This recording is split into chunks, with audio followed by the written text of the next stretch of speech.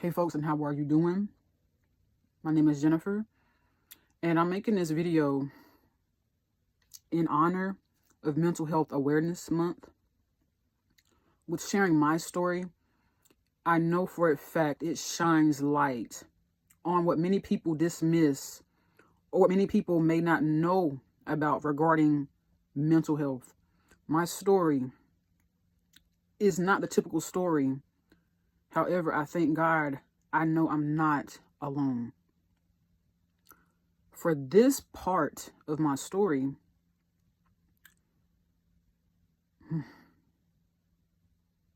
I'm basically sharing with y'all how I left a Christian therapist that I can boldly and genuinely say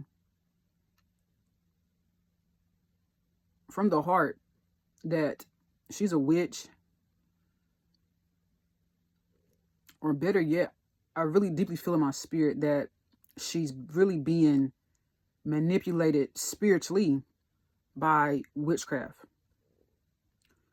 The heart of this video that I know for a fact Jesus Christ wants me to share and make known and to give language, because so many people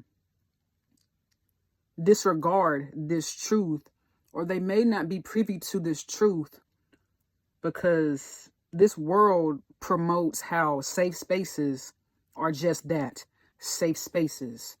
However, I firmly, and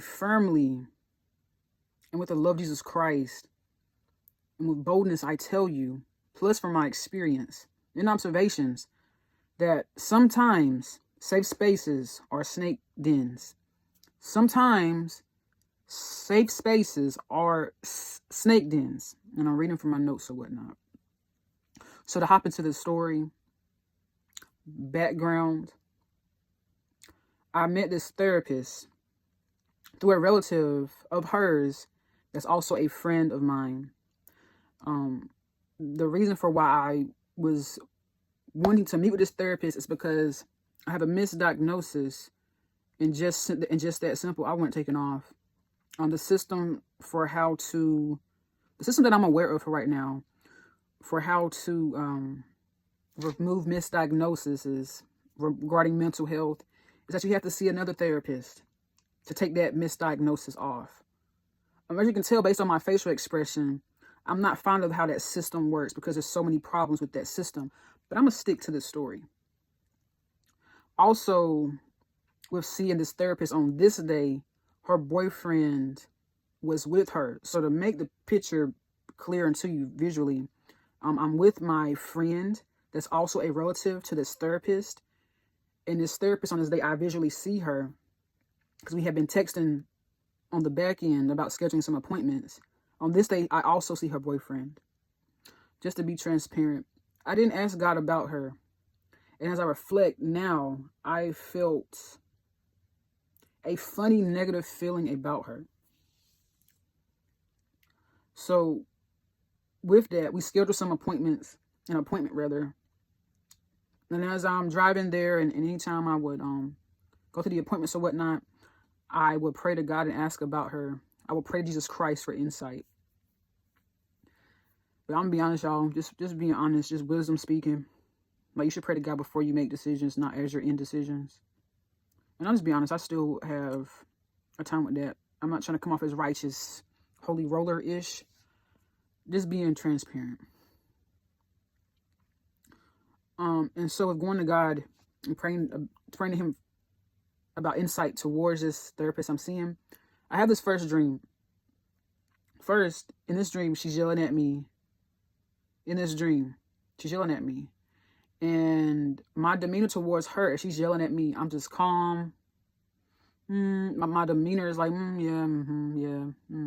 Like I'm not entertained. I'm not enthralled in what she's saying.